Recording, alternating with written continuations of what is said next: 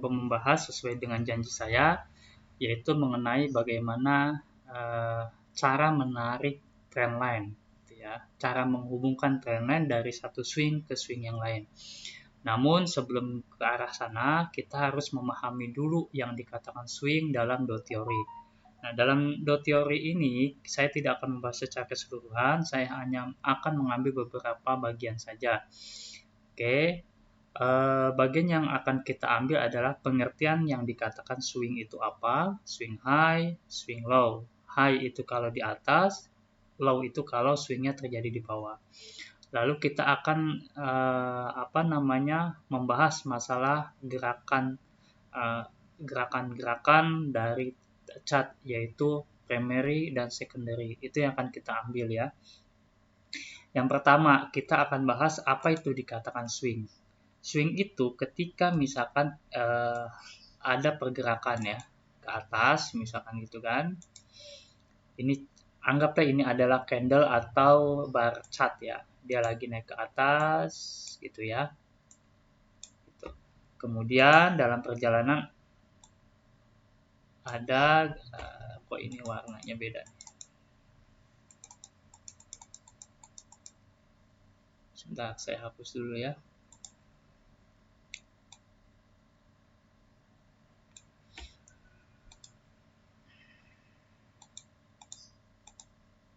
Ya, hijau biar sama. Oke. Kemudian ada gerakan, kemudian sebentar, ada gerakan itu ya, anggaplah ini bar chart.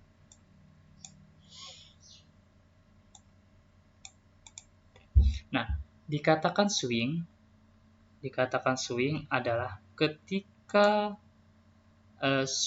bar terakhir kenaikan ini ya, itu mampu di break.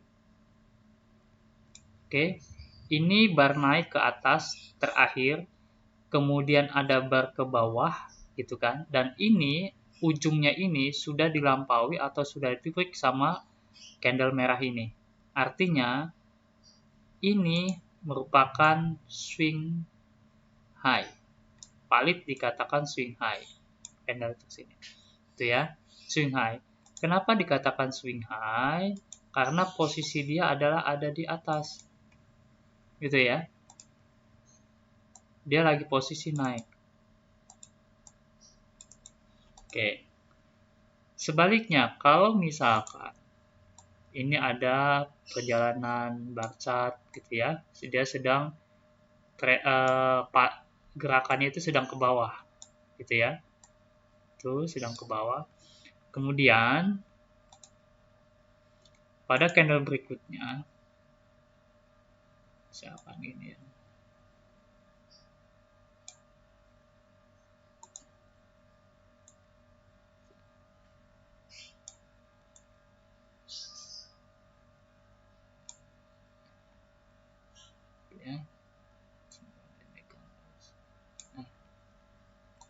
nah, ini yang sedang ke bawah nih, posisinya sedang ke bawah ya, sedang ke bawah.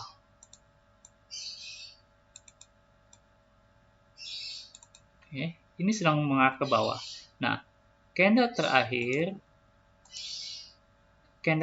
ke bawah itu sudah di break nih di sini ya kan. Nah, nih, teng di break secara sempurna sama si candle hijau ini. Artinya ini merupakan swing low. Nah, ya, candle merah ini adalah swing low dari pergerakan chart itu. Oke, itu kita bicara swing ya. Kalau ada yang masih kurang paham, silakan komen di video ini ya. Itu kita bicara swing. Oke. Sekarang kita coba untuk membuat yang tadi movement ya, gerakan dari chart. Secara sepintas ini apa sih gitu kan, gerakan apa gitu kan. Nah, cuman kalau kita mau garis gitu kan. Sebenarnya ini ada beberapa gerakan. Misalkan kita ambil yang terbawah aja ya. Saya ambil anggaplah di sini.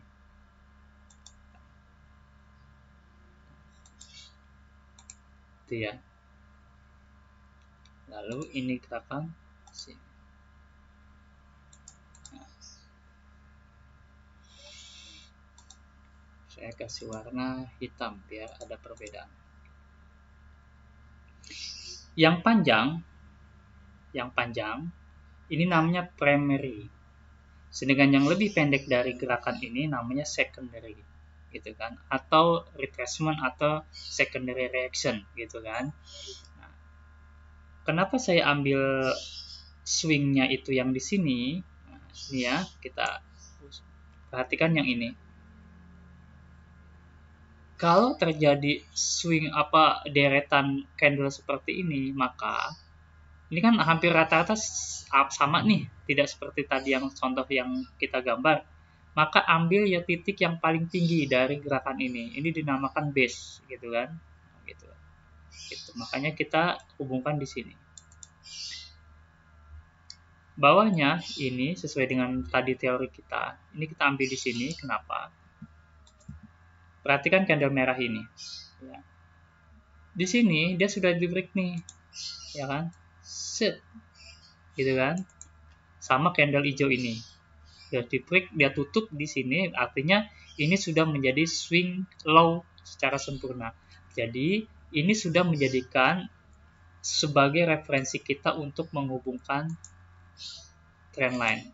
Oke.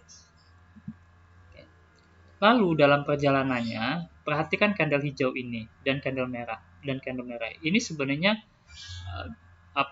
dalam gerakan sideways atau datar gitu ya, hampir semua sama di situ. Cuman kita harus menentukan titik yang paling tinggi, yaitu yang candle hijau ini, sebagai referensi kita untuk menghubungkan trendline. Oke, jadi movement itu ada dua utamanya ya. Yang paling panjang itu primary, yang utama. Yang pendek itu secondary. Nah, gerakan primary ini nanti perhitungannya pokoknya di atas 100% dari Fibonacci. Nah, kalau untuk yang secondary itu maksimal di 78,6 hitungan Fibonacci. Rata-rata di 50% dari pergerakan atau 61,8% dari primary-nya. Itu ya. Kemudian kita garis baru lagi.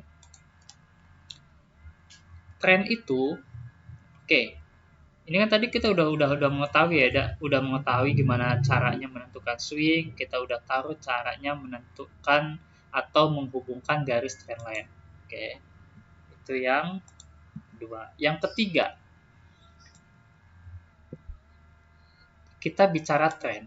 Jadi seorang analis itu sebelum menentukan buy atau sell itu, dia harus paham dulu sebenarnya trennya ini sedang kemana sih, gitu kan? Gitu ya. Oke. Kita anggaplah yang pertama tren itu ada 3 ya. Yang pertama ini berdasarkan chart ini aja ya. Berdasarkan chart ini, coba perhatikan. Anggaplah ini kita ambil dari sini ya. Kita ambil titik yang ini aja deh. Saya warnain ya. Saya blok. Kita perhatikan aja, fokus di sini. Ini hanya sebagai gambaran aja. Oke ya.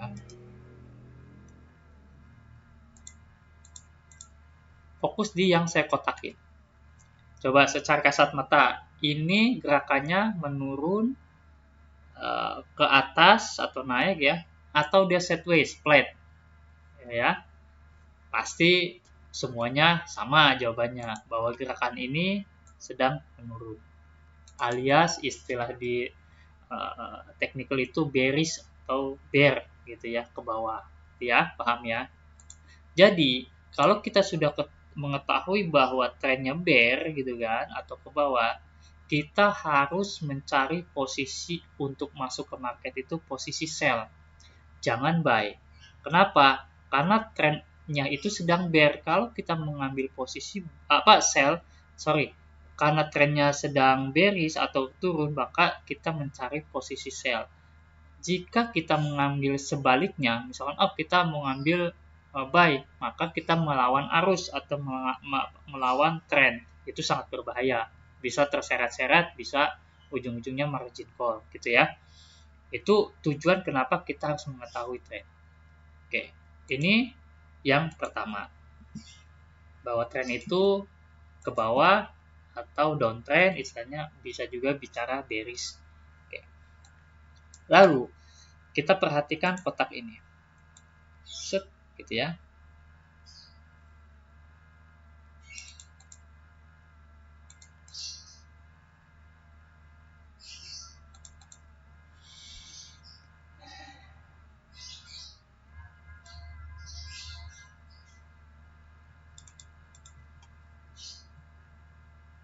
Atau bisa juga ke sini ya. Ini karena rejection, reject. Saya ambil yang close-nya aja. Ini perhatikan ya. Ini adalah tipe tren yang kedua.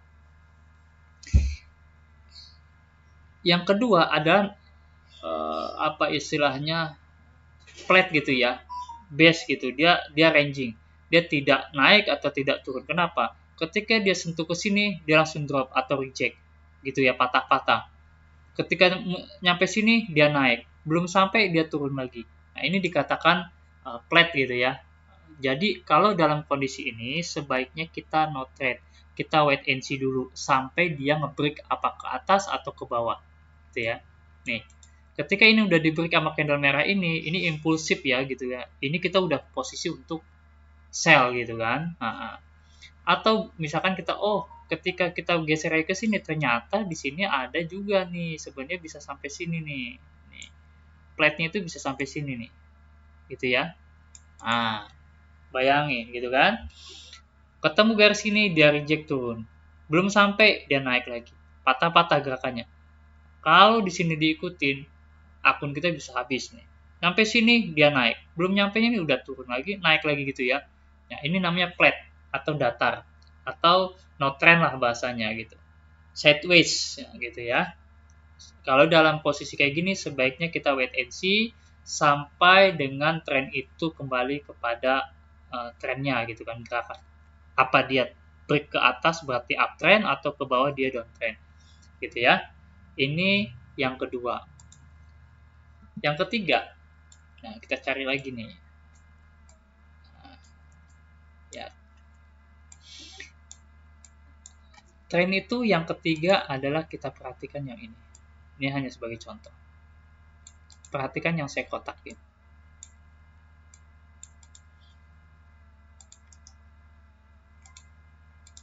Oke. Dari sini ke sini, gerakannya apa?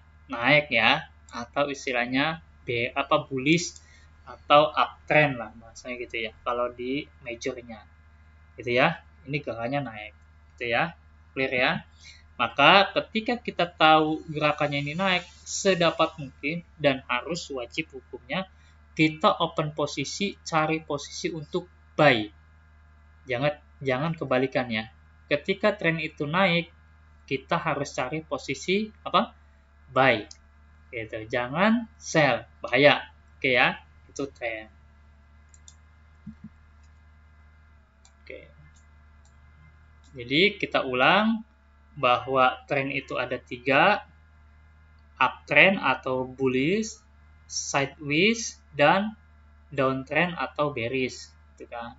Swing itu adalah ketika titik terakhir pergerakan bisa di-break oleh gerakan selanjutnya. Itu bisa dikatakan swing. Tujuan swing adalah untuk menghubungkan garis trend line dari swing satu ke swing yang lain. Nah, kita sekarang fokus di trend line.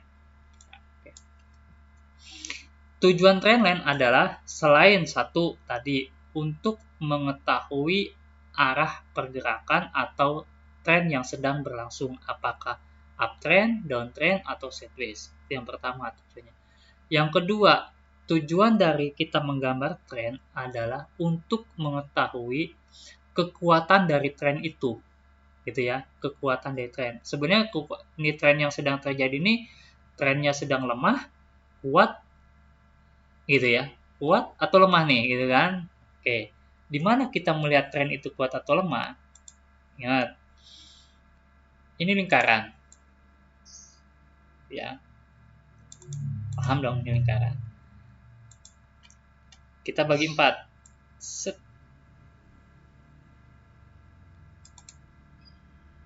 Kita naik. Ya. Satu lingkaran 360 derajat atau degree ya. Ketika dibelah 180, ketika mencapai gerakan seperti ini berarti 90 ya. Ini yang warna ke garis ini berarti 90 diagonal ini. Nah, kalau misalkan segini, saya potong lagi.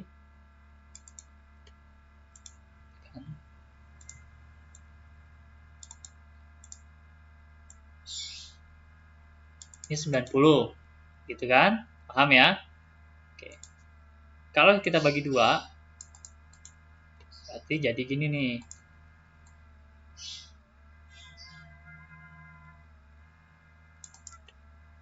Kemiringannya, yang saya maksud adalah kemiringan.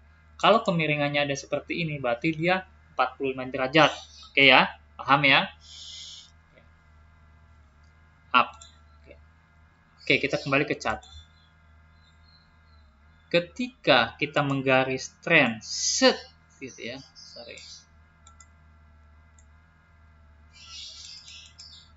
penurunan ini udah kurang lebih kita perkirakan ya, itu udah 45 derajat. Artinya tren bearishnya memang sangat kuat. Ya, saya kotakin yang kita bahas ya di sini ya. Gitu, kita bahas area sini.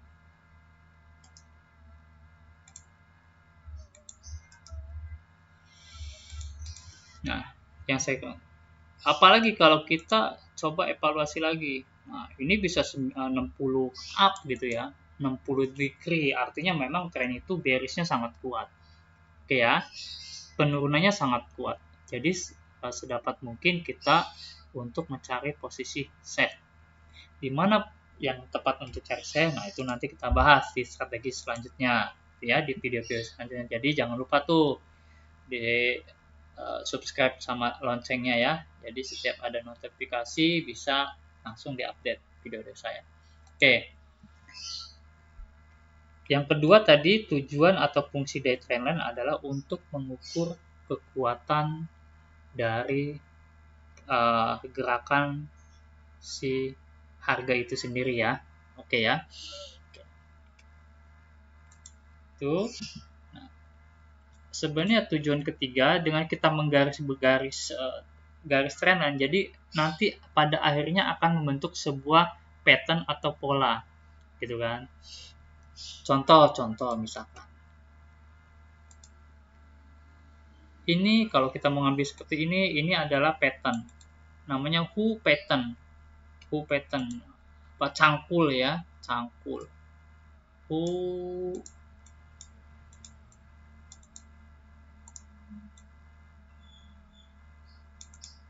ya.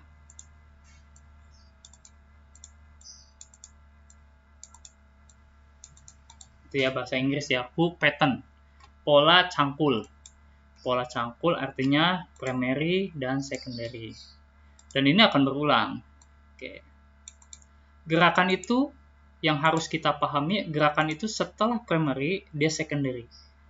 Kemudian dia akan balik lagi, akan membentuk primary lagi. Gitu ya. Ini yang penting harus dipahami. Setelah itu dia akan membentuk lagi secondary lagi. Gitu. Itu pola itu akan berulang seperti itu. Ada istilah di technical itu history repeat itself, bahwa kejadian-kejadian itu akan terulang kembali di masa yang akan datang. Gitu ya. Ini akan terjadi. Nah, fokus kita adalah mencari di mana gerakan terakhir dari secondary ini. Kapan sih ini berakhirnya gitu ya? Gerakan secondary yang merah ini kapan sih berakhirnya? Tujuannya untuk apa? Kita untuk ambil sel gitu loh. Ya, untuk menikmati penurunan yang lebih panjang, untuk menikmati cuan luber yang lebih banyak gitu ya. Istilahnya gitu. Nah, untuk mengukur itu ada teknik dan strategi dan tools-nya gitu kan. Makanya silakan diikutin ya untuk video selanjutnya. Untuk sekarang saya akhiri dulu sampai segini pelajarannya. Kalau kurang paham bisa diulang-ulang kembali videonya. Itu aja. Terima kasih dan sampai jumpa di video-video selanjutnya.